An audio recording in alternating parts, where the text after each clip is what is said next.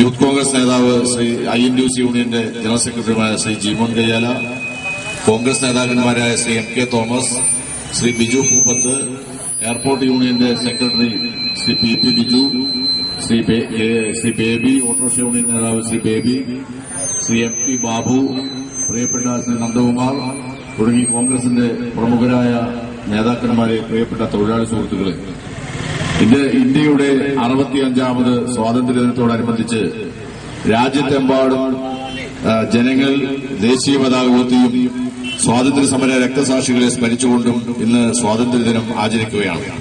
അതിന്റെ ഭാഗമായി നായത്തോട് പ്രദേശത്തെ കോൺഗ്രസ് പ്രവർത്തകരുടെ നേതൃത്വത്തിൽ, യൂത്ത് കോൺഗ്രസിന്റെയും നേതൃത്വത്തിൽ ഉള്ള മോട്ടോർ സൈക്കിൾ റാലിയാണ് ഇവിടെ എത്തിച്ചേർന്നിട്ടുള്ളത്.